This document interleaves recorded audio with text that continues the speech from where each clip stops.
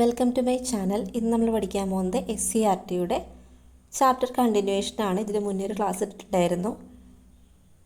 കേരള ഹിസ്റ്ററിയുടെ കുറച്ച് കാര്യങ്ങളുമായിട്ട് ബന്ധപ്പെട്ട് നമ്മുടെ VFAയുടെ സിലബസ് കംപ്ലീഷനുമായിട്ട് ബന്ധപ്പെട്ടൊരു ക്ലാസ് ഇട്ടിട്ടുണ്ടായിരുന്നു. അപ്പോൾ അതിൻ്റെ ബാക്കി ഭാഗമാണ് ഈ ഒരു ക്ലാസ്സിൽ ഇൻക്ലൂഡ് ആക്കിയിട്ടുള്ളത്. നമ്മൾ പഠിച്ചത് എന്തൊക്കെയായിരുന്നു? വേലുത്തമ്പി ദളവയെപ്പറ്റി പഠിച്ചായിരുന്നു. അതുപോലെ തന്നെ പഴശ്ശിരാജയെപ്പറ്റി പഠിച്ചു. പിന്നെ കുറച്ച് സാമൂഹ്യ പരിഷ്കർത്താക്കളെ കുറിച്ചൊക്കെ പഠിച്ചായിരുന്നു. ബാക്കി ഉള്ള കാര്യങ്ങളാണ് ഈ ഒരു ക്ലാസ്സിൽ ഇൻക്ലൂഡ് ചെയ്തിട്ടുള്ളത്. നമുക്ക് ക്ലാസ്സിലേക്ക് പോവാം. പൗരസ്വാതന്ത്ര്യത്തിന് വേണ്ടിയുള്ള പോരാട്ടങ്ങൾ. മേൽമുണ്ട് സമരമാണ് ആദ്യം കൊടുത്തിരിക്കുന്നത്. സ്ത്രീകൾക്ക് മേൽവസ്ത്രം ധരിക്കാൻ അവകാശം നൽകിക്കൊണ്ട് തിരുവിതാംകൂർ മഹാരാജാവായ ഉത്രം തിരുനാൾ മാർത്താണ്ഡവർമ്മ പുറപ്പെടുവിച്ച വിളംബരത്തിൻ്റെ ഒരു ഭാഗമാണ് ഈ മുകളിൽ നൽകിയിരിക്കുന്നത്. അപ്പോൾ ഒന്ന് വായിച്ചേക്കാം. എല്ലാ മതത്തിലും ചാന്നാട്ടികളും കട്ടിശീല കൊണ്ട് ഉടുത്തു കെട്ടിക്കൊള്ളുകയോ മേൽജാതിയിലുള്ള സ്ത്രീകളെ പോലെ അല്ലാതെ മറ്റേതു വിധത്തിൽ എങ്കിലും മാറുമറച്ചു കൊള്ളുകയോ ചെയ്തതിന് വിരോധം ഇല്ലായ്ക ചെയ്തുകൊണ്ട് വിവരം സകലമാന പേരും അറിഞ്ഞു നടന്നുകൊള്ളുകയും വേണം എന്ന് പറഞ്ഞത് എന്തുമായിട്ട് ബന്ധപ്പെട്ടാണെന്ന് ചോദിച്ചാൽ ഉത്രം തിരുനാൾ മാർത്താണ്ഡവർമ്മയുടെ ഒരു വിളംബരമാണ്. തെക്കൻ തിരുവിതാംകൂറിലെ ചാന്നാർ സമുദായത്തിലെ സ്ത്രീകൾക്ക് ഉയർന്ന വിഭാഗമെന്ന് കരുതപ്പെടുന്ന സ്ത്രീകളെ പോലെ മേൽവസ്ത്രം ധരിക്കാനുള്ള അവകാശം ഉണ്ടായിരുന്നില്ല. ക്രിസ്ത്യൻ മിഷണറിമാരുടെ പിന്തുണയോടെ പൊതുസ്ഥലങ്ങളിൽ മേൽമുണ്ട് ധരിച്ച് പ്രത്യക്ഷപ്പെട്ട ചാന്നാർ സ്ത്രീകളെ ഉയർന്ന വിഭാഗമെന്ന് കരുതപ്പെട്ടിരുന്നവർ ആക്രമിക്കുകയും അവരുടെ മേൽമുണ്ട് വലിച്ചു കീറുകയും ചെയ്തു. തുടർന്ന് തെക്കൻ തിരുവിതാംകൂറിൽ പലയിടങ്ങളിലും കലാപം പൊട്ടിപ്പുറപ്പെട്ടു. അപ്പോൾ ഇവിടെ എടുത്ത് പറഞ്ഞിട്ടുണ്ട് തെക്കൻ തിരുവിതാംകൂർ എന്ന്. അപ്പോൾ അതൊരു ചോദ്യമായിട്ട് നമുക്ക് സ്റ്റേറ്റ്മെൻറ്റുകളിൽ പ്രതീക്ഷിക്കാം. 1859 ജൂലൈ 26 ചാന്നാർ സ്ത്രീകൾക്ക് മാറുമറയ്ക്കുന്നതിനുള്ള നിയന്ത്രണങ്ങൾ ഒഴിവാക്കിക്കൊണ്ട് തിരുവിതാംകൂർ മഹാരാജാവ് കൽപ്പന പുറപ്പെടുവിച്ചു. അപ്പോൾ ഈ ഒരു പാരഗ്രാഫിൽ തന്നെ നമുക്ക് ഒരുപാട് ക്വസ്റ്റ്യൻസ് പ്രതീക്ഷിക്കാൻ പറ്റും. അടുത്തൊരു സത്യാഗ്രഹമാണ് വൈക്കം സത്യാഗ്രഹം. അയിത്ത ജാതിക്കാർ ഇതിനപ്പുറം പ്രവേശിക്കാൻ പാടില്ല. ഇത് ഏതുമായിട്ട് ബന്ധപ്പെട്ടാണ്? വൈക്കം സത്യാഗ്രഹവുമായിട്ട് ബന്ധപ്പെട്ടൊരു കാര്യമാണ്. വൈക്കം ക്ഷേത്രത്തിന് 100 മീറ്റർ അകലെ, എത്ര മീറ്റർ? 100 മീറ്റർ അകലെ സ്ഥാപിച്ചിരുന്ന ഒരു ബോർഡിലാണ് ഇങ്ങനെ എഴുതിയിരിക്കുന്നത്. ഈ പ്രസ്ഥാനം ശക്തമാകുന്ന വേളയിൽ സഞ്ചാര സ്വാതന്ത്ര്യത്തിന് വേണ്ടി കേരളത്തിൽ നടന്ന പ്രധാന സമരമാണ് വൈക്കം സത്യാഗ്രഹം. വൈക്കം ക്ഷേത്രത്തിന് ചുറ്റുമുള്ള റോഡിലൂടെ താഴ്ന്നതെന്ന് ഗണിക്കപ്പെട്ടിരുന്ന ജനവിഭാഗങ്ങളെ സഞ്ചരിക്കാൻ അനുവദിച്ചിരുന്നില്ല. ഈ വിവേചനത്തിനെതിരായിട്ട് 1924 മാർച്ച് 30 എന്ത് ചെയ്തു? സത്യാഗ്രഹം ആരംഭിച്ചു. TK Madhavan, K Kelappan, KP Kesava Menon തുടങ്ങിയവരാണ് ഇത് നയിച്ചത്. ദേശീയ ശ്രദ്ധയെ ആകർഷിച്ച വൈക്കം സത്യാഗ്രഹം മഹാത്മാഗാന്ധിയുടെ മധ്യസ്ഥതയിലാണ് അവസാനിപ്പിച്ചത്. 1925 നവംബർ 23 ക്ഷേത്രത്തിൻ്റെ 3 വശങ്ങളിൽ കൂടിയുള്ള റോഡുകൾ കിഴക്കേ നടയിലൂടെയുള്ള 2 പാതകൾ ഒഴികെ എന്ത് ചെയ്തു? ഹിന്ദുമതത്തിലെ എല്ലാ വിഭാഗങ്ങൾക്കും തുറന്നു കൊടുക്കപ്പെട്ടു. ആ ഡേറ്റ് നോക്കുക, 1925 നവംബർ 23 അപ്പോൾ ഇവിടെ സൈഡിൽ സവർണ ജാഥ കൊടുത്തിട്ടുണ്ട്. ഇത് പ്രീവിയസ് ആയിരുന്നല്ലോ. വൈക്കം സത്യാഗ്രഹത്തിനോടുള്ള ഐക്യദാർഢ്യം പ്രകടിപ്പിക്കുന്നതിന് വേണ്ടി മന്നത്ത് പത്മനാഭൻ്റെ നേതൃത്വത്തിൽ വൈക്കത്ത് നിന്ന് തിരുവനന്തപുരത്തേക്കാണ് ജാഥ സംഘടിപ്പിച്ചത്. ഇത് സവർണ ജാഥ എന്നറിയപ്പെടുന്നു. അടുത്തൊരു സത്യാഗ്രഹമാണ് ഗുരുവായൂർ സത്യാഗ്രഹം. ഹിന്ദുമതത്തിലെ എല്ലാ വിഭാഗം ജനങ്ങൾക്കും ഗുരുവായൂർ ക്ഷേത്രത്തിൽ പ്രവേശനം അനുവദിക്കണമെന്നാവശ്യപ്പെട്ട് നടന്ന പ്രക്ഷോഭമാണ് ഗുരുവായൂർ സത്യാഗ്രഹം എന്ന് പറയുന്നത്. K കേളപ്പൻ, മനത്ത് പത്മനാഭൻ എന്നിവരുടെ നേതൃത്വത്തിൽ കമ്മിറ്റി രൂപീകരിച്ചുകൊണ്ട് 1931 നവംബർ 1 സത്യാഗ്രഹം എന്ത് ചെയ്തു? ആരംഭിക്കുന്നു. 1931 നവംബർ 1 ഈ ഒരു സത്യാഗ്രഹം ആരംഭിക്കുന്നത്. സമര പരിപാടികൾ ശക്തമായപ്പോൾ അധികാരികൾക്ക് 1 മാസത്തോളം ക്ഷേത്രം അടച്ചിടേണ്ടി വന്നു. സമരത്തിൻ്റെ വോളണ്ടിയർ ക്യാപ്റ്റനായ AK ഗോപാലനെയും P കൃഷ്ണപിള്ളയെയും സത്യാഗ്രഹത്തെ എതിർത്തവർ ക്രൂരമായി മർദ്ദിച്ചു. K കേളപ്പൻ ക്ഷേത്രത്തിന് മുന്നിൽ മരണം വരെ ഉപവാസം തുടങ്ങിയതോടെ അനേകം ആളുകളാണ് ഇതിന് പിന്തുണയായിട്ട് നാനാദേശങ്ങളിൽ നിന്നും എത്തിയത്. ഒടുവിൽ ഗാന്ധിജിയുടെ നിർദ്ദേശപ്രകാരമാണ് ഉപവാസം അവസാനിപ്പിച്ചത്. ക്ഷേത്രപ്രവേശനത്തെക്കുറിച്ച് പൊതുജനങ്ങളുടെ അഭിപ്രായം അറിയുവാൻ പൊന്നാനി താലൂക്കിൽ കോൺഗ്രസ് ഒരു ജനഹിത പരിശോധന നടത്തിയപ്പോൾ ഭൂരിപക്ഷം പേരും ഇതിനെ പിന്തുണയ്ക്കുകയാണ് ചെയ്തത്. ഇങ്ങനെ സമസ്ത ഹിന്ദുക്കൾക്കും ക്ഷേത്രപ്രവേശനത്തിന് അനുകൂലമായൊരു അന്തരീക്ഷം സൃഷ്ടിക്കാൻ ഗുരുവായൂർ സത്യാഗ്രഹത്തിന് കഴിഞ്ഞു. K കേളപ്പൻ്റെ ഫോട്ടോയുടെ കൊടുത്തിട്ടുണ്ട്. ആധുനിക കാലത്തെ മഹാത്ഭുതം അതെന്താണ്? ക്ഷേത്രപ്രവേശന വിളംബരമാണല്ലേ. 1936 നവംബർ 12 തിരുവിതാംകൂർ ഭരണാധികാരിയായിരുന്ന ചിത്ര തിരുനാൾ ബാലരാമവർമ്മ ക്ഷേത്രപ്രവേശന വിളംബരം പുറപ്പെടുവിച്ചു. ഇതിലൂടെ തിരുവിതാംകൂറിലെ ക്ഷേത്രങ്ങൾ എല്ലാ വിഭാഗം ഹിന്ദുക്കൾക്കും തുറന്നുകൊടുത്തു. ഗാന്ധിജി ഈ വിളംബരത്തെ ആധുനിക കാലത്തെ മഹാത്ഭുതം എന്നാണ് വിശേഷിപ്പിച്ചത്. പാലിയം സത്യാഗ്രഹം അയിത്തോച്ചാടനത്തിനായി കേരളത്തിൽ നടന്ന മറ്റൊരു സമരമായിരുന്നു 1947-48 പാലിയം സത്യാഗ്രഹം.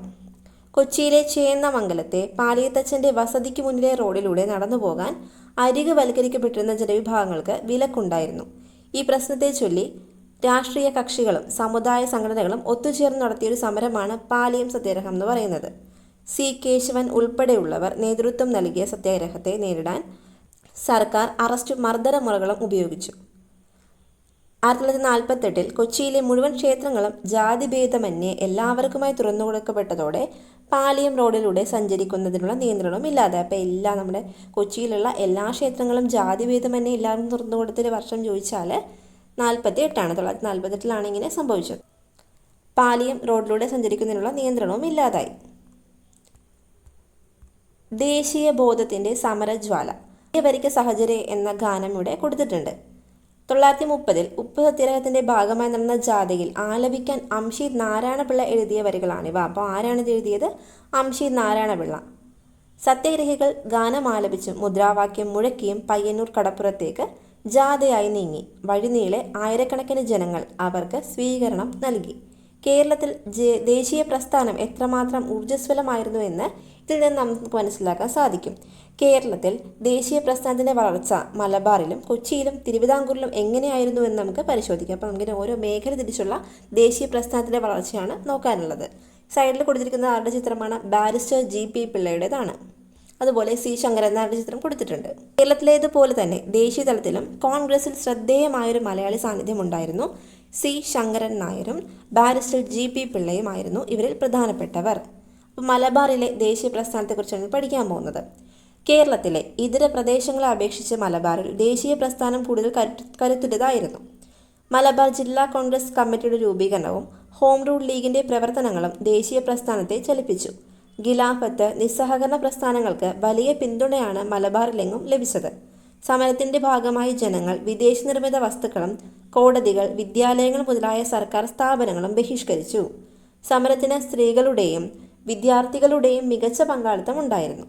C. Kunjiramamenon, K. Kelappan, U. Gopala Menon, K.P. Kesava Menon, Muhammad Abdurahman Sahib, E. Moidu മൗലവി, മൊയ്യാർത്ത് ശങ്കരൻ തുടങ്ങിയവരായിരുന്നു പ്രധാന നേതാക്കൾ.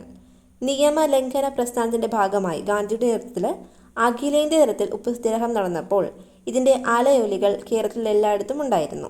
കേരളത്തിലെ ഉപ്പ് സത്യാഗ്രഹത്തിൻ്റെ കേന്ദ്രം മലബാറിലെ പയ്യന്നൂരായിരുന്നു. K. കേളപ്പനാണ് സത്യാഗ്രഹം നയിച്ചത്.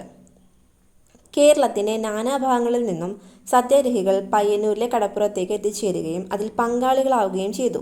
കൂടാതെ മുഹമ്മദ് അബ്ദുറഹ്മാൻ്റെ നേതൃത്വത്തിൽ സത്യാഗ്രഹികൾ കോഴിക്കോട് കടപ്പുറത്തും നിയമം ലംഘിച്ച് ഉപ്പുണ്ടാക്കിയപ്പോൾ കോഴിക്കോട് ആരാണ് എന്ന് ചോദിച്ചാൽ മുഹമ്മദ് അബ്ദുറഹ്മാൻ സാഹിബാണ്. അവിടെ തടിച്ചുകൂടിയ ജനങ്ങൾക്ക് പോലീസിൻ്റെ ക്രൂരമർദ്ദനമേൽക്കേണ്ടി വന്നു. വിദേശ വസ്ത്ര ബഹിഷ്കരണവും മദ്യഷാപ്പ് പിക്കറ്റിങ്ങും ഖാദി പ്രചരണവും സമരത്തിൻ്റെ ഭാഗമായി നടന്നു. ഗാന്ധിജി കേരളത്തിൽ 1920 ഗാന്ധിജിയും മൗലാന ഷൗക്കത്ത് അലിയും നിസ്സഹകരണ ഖിലാഫത്ത് സമരത്തിൻ്റെ പ്രചരണാർത്ഥം കോഴിക്കോട് എത്തി. അപ്പോൾ ആരാണ്?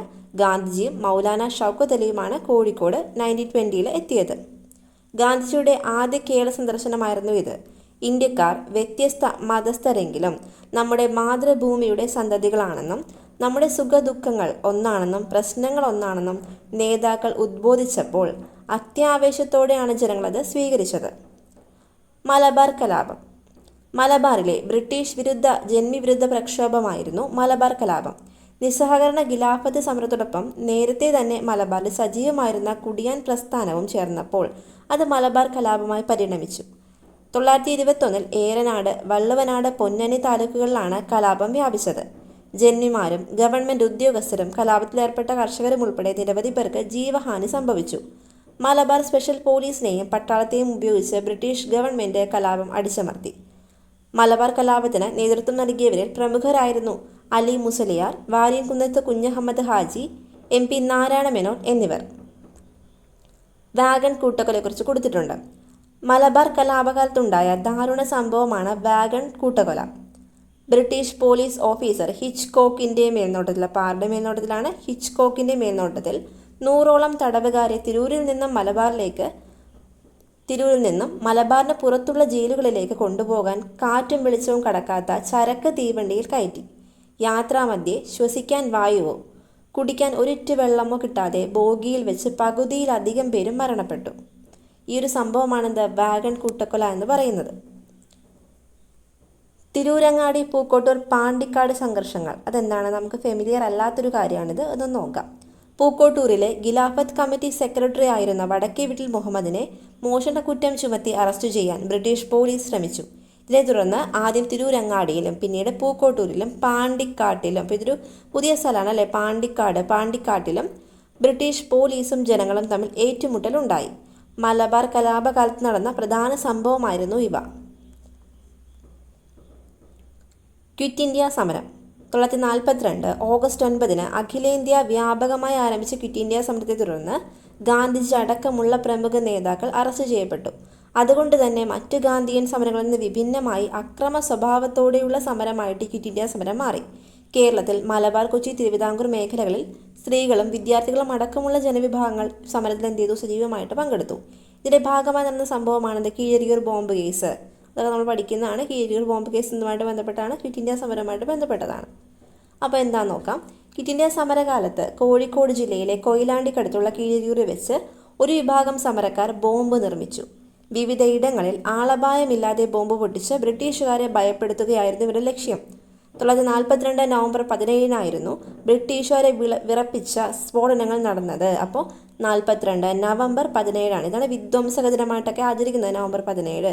ഇതിന് പിന്നിൽ പ്രവർത്തിച്ച ഡോക്ടർ KB മേനോൻ ഉൾപ്പെടെ ഉള്ളവരെ എന്ത് ചെയ്തു? ബ്രിട്ടീഷ് പോലീസ് പിടികൂടി കഠിന തടവിനെ ശിക്ഷിക്കുകയും ചെയ്തു. അപ്പോൾ ഇത്രയും കാര്യങ്ങൾ എന്താണ്? മലബാറിൽ നടന്ന ഓരോ കാര്യങ്ങളാണ്. ഏതൊക്കെയായിരുന്നു? കീഴരിയൂർ ബോംബ് കേസുണ്ട്, ക്വിറ്റ് ഇന്ത്യ സമരമുണ്ട്, തിരൂരങ്ങാടി പൂക്കോട്ടൂർ പാണ്ടിക്കാട് സംഘർഷങ്ങളുണ്ട്, വാഗൺ ട്രാജഡി ഉണ്ട്, മലബാർ കലാപമുണ്ട്. അതുപോലെ തന്നെ നമ്മുടെ ഉപ്പ് സത്യാഗ്രഹവുമായിട്ട് ബന്ധപ്പെട്ട കാര്യങ്ങൾ എന്ത് പറയുന്നുണ്ട്. ഇതൊക്കെ ആ ഒരു ഏരിയയിൽ നടന്ന കാര്യങ്ങളാണ്. അടുത്തൊരു ഏരിയ ആണ് നമ്മുടെ കൊച്ചി. രാജവാഴ്ച ഉണ്ടായിരുന്ന കൊച്ചിയിൽ ബ്രിട്ടീഷ് പരമാധികാരം സ്ഥാപിക്കപ്പെട്ടത് മുതൽ അതിനെതിരെ ജനകീയ പ്രക്ഷോഭങ്ങൾ ഉണ്ടായിട്ടുണ്ട്. സദ്ഭരണം സ്ഥാപിക്കുക എന്നതായിരുന്നു ആദ്യകാല പ്രക്ഷോഭങ്ങളുടെ ലക്ഷ്യം. പിന്നീട് രാഷ്ട്രീയ അവകാശങ്ങൾ നേടിയെടുക്കാൻ വേണ്ടിയുള്ള സമരങ്ങളും ആരംഭിച്ചിരുന്നു. അപ്പോൾ കൊച്ചിയിൽ ഒരു പ്രധാനപ്പെട്ടൊരു കാര്യമാണ് ഇലക്ട്രിസിറ്റി സമരം. തൃശ്ശൂരിലെ വൈദ്യുതി വിതരണ ചുമതല ഒരു സ്വകാര്യ കമ്പനിയെ ഏൽപ്പിക്കാൻ കൊച്ചിയിലെ ദിവാനായ RK ഷൺമുഖം ചെട്ടി തീരുമാനിച്ചു. ഇതിനെതിരെ ആയിട്ട് 1936 ദേശീയ ജനകീയ പ്രക്ഷോഭം ഉണ്ടായിരുന്നു. സമരത്തെ ഗവൺമെൻറ് അടിച്ചമർത്തിയെങ്കിലും ജനങ്ങളെ പ്രക്ഷോഭത്തിലേക്ക് ഇറങ്ങാനായിട്ട് ഈ സമരം സഹായകമായിരുന്നു. കൊച്ചി രാജ്യ പ്രജാമണ്ഡലം ഉത്തരവാദ ഭരണം നേടുക എന്ന ലക്ഷ്യത്തോടെ 1941 കൊച്ചി രാജ്യ പ്രജാമണ്ഡലം എന്ന പേരിൽ ഒരു സംഘടന രൂപീകൃതമായി. ഇക്കണ്ട വാര്യർ, പനമ്പള്ളി ഗോവിന്ദമേനോൻ, VR കൃഷ്ണ എഴുത്തച്ഛൻ എന്നിവർ പ്രജാമണ്ഡലത്തിന്റെ പ്രവർത്തനങ്ങൾക്ക് നേതൃത്വം നൽകി. ഉത്തരവാദ ഭരണം ലഭിക്കുന്നതിന് വേണ്ടി ദേശവ്യാപകമായി സമരം നടത്താൻ തീരുമാനിക്കുകയും 1946 ജൂലൈ 29 ഉത്തരവാദ ഭരണ ദിനമായിട്ട് ആചരിക്കുകയുണ്ടായി. അപ്പോൾ എന്താണ് ഉത്തരവാദ ദിനം എന്ന് ചോദിച്ചാൽ 1946 ജൂലൈ 29. പിൽക്കാലത്ത് പ്രജാമണ്ഡലം ഇന്ത്യൻ നാഷണൽ കോൺഗ്രസിൽ എന്ത് ചെയ്തു? ലയിച്ചു. ഇക്കണ്ടവാര്യർ പ്രധാനമന്ത്രിയായി കൊച്ചിയിൽ ആദ്യത്തെ കോൺഗ്രസ് മന്ത്രിസഭ അധികാരമേറ്റു. അപ്പോൾ കൊച്ചിയിലെ ആദ്യ പ്രധാനമന്ത്രിയാണ് ഈ ഇക്കണ്ടവാര്യർ.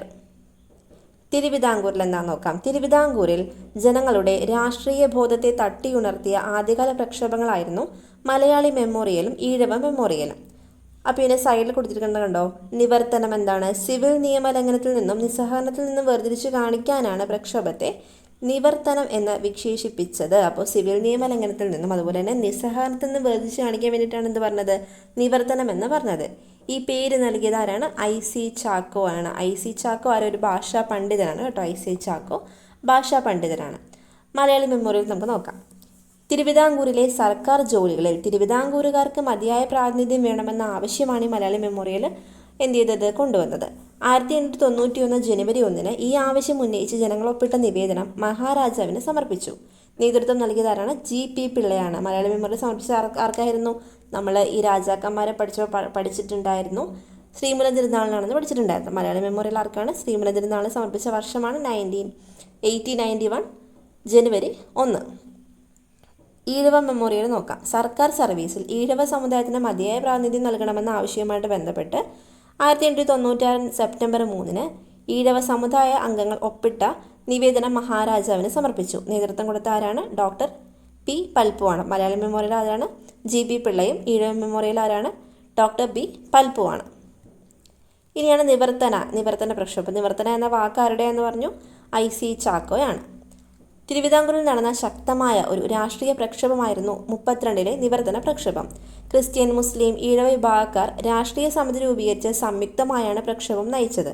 സർക്കാർ ഉദ്യോഗസ്ഥങ്ങളിലും നിയമസഭയിലും ജനസംഖ്യ ആനുപാതികമായിട്ട് എന്ത് വേണം? സംവരണം വേണം എന്തായിരുന്നു ആവശ്യം. ഇപ്പം എങ്ങനെയാണ് ഈ ക്രിസ്ത്യൻ, ഈഴവ, മുസ്ലിം വിഭാഗക്കാർ രാഷ്ട്രീയ സമിതി രൂപീകരിച്ചിട്ട് നടത്തിയൊരു പ്രക്ഷോഭമാണിത്.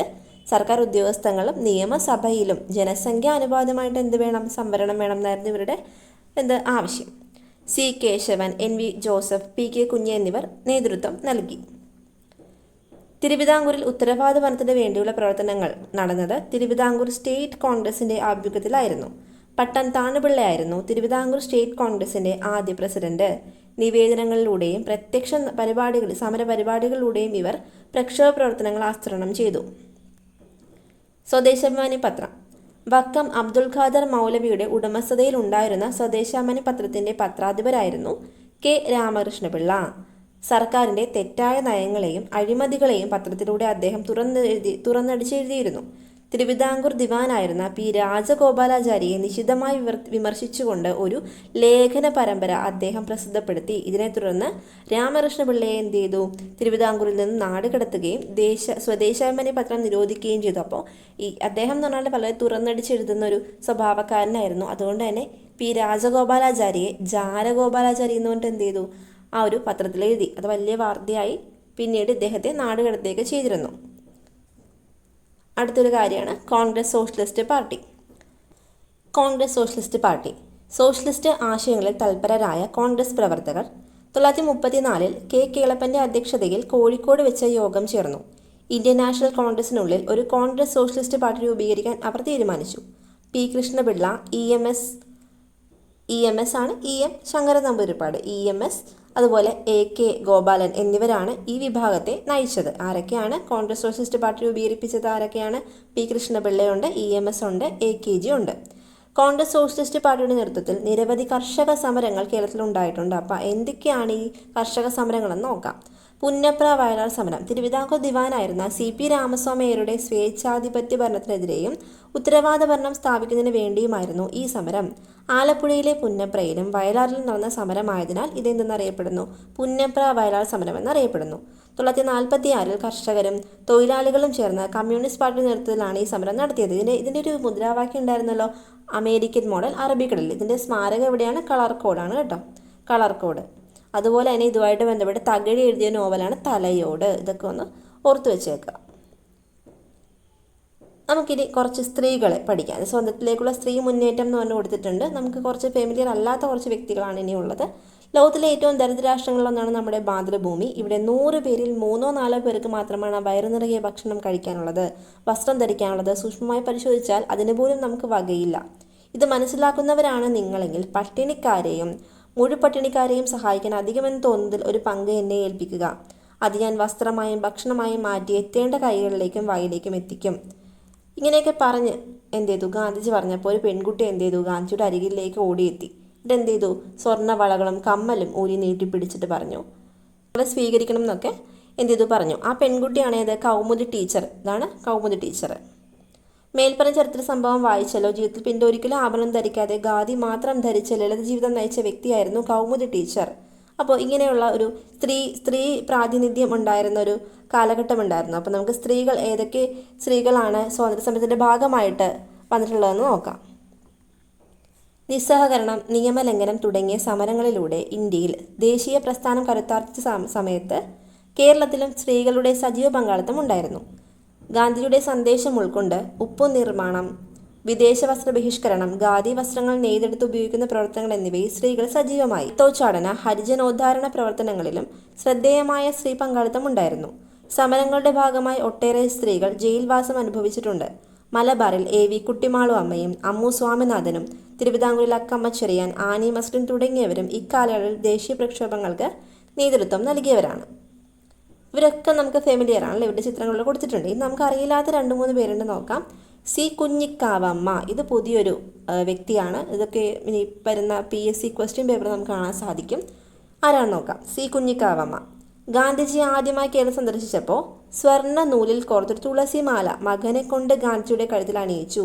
ഉപഹാരം സ്വീകരിക്കണമെങ്കിൽ ആയുഷ്കാലം മുഴുവൻ ഖാദി വസ്ത്രങ്ങൾ മാത്രമേ ധരിക്കുകയുള്ളൂ എന്ന് സത്യപ്രതിജ്ഞ ചെയ്യണമെന്ന് പറഞ്ഞു, ഗാന്ധിജി പറഞ്ഞു. അപ്പോൾ ഒരു പ്രതിജ്ഞ ജീവിത അവസാനം വരെ ഇവർ പാലിച്ചു. സമരങ്ങളുടെ ഭാഗമായി നിരവധി തവണ ജയിൽവാസം അനുഭവിക്കുകയും ചെയ്തു. 1938 കേരള പ്രദേശ് കോൺഗ്രസ് കമ്മിറ്റിയുടെ പ്രസിഡന്റായി തിരഞ്ഞെടുക്കപ്പെട്ടു. KPCCയുടെ പ്രസിഡന്റായിട്ട് 30 തിരഞ്ഞെടുക്കപ്പെട്ടു. ഹരിജനോദ്ധാരണം, ഖാദി പ്രചരണം എന്നിവയിലും സജീവമായിരുന്നു ആര്? സി കുഞ്ഞിക്കാവമ്മ. ഇനി നമുക്ക് പഠിക്കാനുള്ളത് സംസ്ഥാന രൂപീകരണമാണ്. ഭൂമിശാസ്ത്രപരവും ഭാഷാപരവും സാംസ്കാരികവും സാമ്പത്തികവും ഭരണപരവുമായ പരിഗണനകൾ അടിസ്ഥാനമാക്കി കേരളത്തിൻ്റെ ഭാഗങ്ങളായി പരിഗണിക്കാവുന്ന തിരുവിതാംകൂർ, കൊച്ചി എന്നീ നാട്ടുരാജ്യങ്ങളും ബ്രിട്ടീഷ് ഇന്ത്യൻ വിഭാഗങ്ങളും മയ്യഴിയും ഒരുമിച്ച് ചേർത്ത് ഇന്ത്യൻ യൂണിയനിൽ ഉൾപ്പെടുന്ന സ്വയംഭരണാധികാരമുള്ളൊരു ഘടകമാക്കി സംഘടിപ്പിക്കണം. ഈ ഘടകത്തിലെ ഭരണകൂടത്തിൻ്റെ എല്ലാ അധികാര ശക്തിയും ജനങ്ങളിൽ നിക്ഷിപ്തമായിരിക്കണം. 47 തൃശ്ശൂരിൽ നടന്ന ഐക്യകേരള കൺവെൻഷൻ പ്രമേയത്തിൽ നിന്നുള്ളൊരു ഭാഗമാണിത്. അപ്പോൾ ഇത് ചോദിച്ചിട്ടുണ്ട്, എന്നാണ് ഐക്യകേരള കൺവെൻഷൻ ഇവിടെ നടന്നത്? 47 തൃശ്ശൂരിലാണ്. 1921 ഒറ്റപ്പാലത്ത് നടന്ന അഖില കേരള പ്രവിശ്യ സമ്മേളനത്തിൽ മലബാർ, കൊച്ചി, തിരുവിതാംകൂർ എന്നിവിടങ്ങളിൽ നിന്നുള്ള പ്രതിനിധികൾ പങ്കെടുത്തു. 1928 ജവഹർലാൽ നെഹ്റുവിൻ്റെ അധ്യക്ഷതയിൽ ചേർന്ന പയ്യന്നൂർ കോൺഗ്രസ് സമ്മേളനം ഭാവിയിൽ സ്വതന്ത്ര ഭാരതത്തിൻ്റെ ഭരണഘടനയ്ക്ക് രൂപം കൊടുക്കുമ്പോൾ കേരളത്തെ ഒരു പ്രത്യേക സംസ്ഥാനമായി പുനഃസംഘടിപ്പിക്കണമെന്ന് ആവശ്യപ്പെട്ടു. ഇതിനെ തുടർന്ന് ഐക്യകേരളം എന്ന ലക്ഷ്യം നേടിയെടുക്കുന്നതിന് വേണ്ടി പ്രവർത്തിക്കുന്ന കമ്മിറ്റി രൂപീകരിക്കപ്പെടുകയും വിവിധ സ്ഥലങ്ങളിൽ വെച്ച് അതിൻ്റെ കൺവെൻഷനുകൾ നടത്തുകയും ചെയ്തു. 1949 ജൂലൈ 1 തിരുവിതാംകൂറും കൊച്ചിയും സംയോജിപ്പിച്ച് എന്ത് ചെയ്തു? തിരുക്കൊച്ചി രൂപീകരിച്ചത് കേരള സംസ്ഥാനത്തെ ലക്ഷ്യത്തിലേക്കുള്ള പ്രധാന ചുവടുവെപ്പായിരുന്നു. അപ്പോൾ ഇവിടെ ഒരു ചിത്രം കൊടുത്തിട്ടുണ്ട്. ഐക്യകേരള പ്രസ്ഥാനവുമായി ബന്ധപ്പെട്ട് മദിരാശിയിലെ മലയാളികൾ പുറത്തിറക്കിയൊരു നോട്ടീസാണ്. ഇതൊന്നും നമുക്ക് വായിക്കേണ്ട ആവശ്യമില്ല. ഇനി നമുക്ക് കൊതിക്കൽ എന്താണെന്ന് നോക്കാം. കൊച്ചി, തിരുവിതാംകൂർ നാട്ടുരാജ്യങ്ങളുടെ അതിർത്തിയിൽ സ്ഥാപിക്കപ്പെട്ടിരുന്ന കല്ലുകളാണ് കൊതിക്കല്ല് എന്നറിയപ്പെടുന്നത്. കോ എന്നത് കൊച്ചിയിനെയും തി എന്നത് തിരുവിതാംകൂറിനെയും സൂചിപ്പിക്കുന്നു. സ്വാതന്ത്ര്യാനന്തരം ഇന്ത്യയിൽ ഭാഷാടിസ്ഥാനത്തിൽ സംസ്ഥാനങ്ങൾ പുനഃസംഘടിപ്പിക്കുന്നതിനുള്ള ഫസൽ അലി കമ്മീഷൻ രൂപീകൃതമായി. ഏത് കമ്മീഷനാണ്? ഫസൽ അലി കമ്മീഷൻ.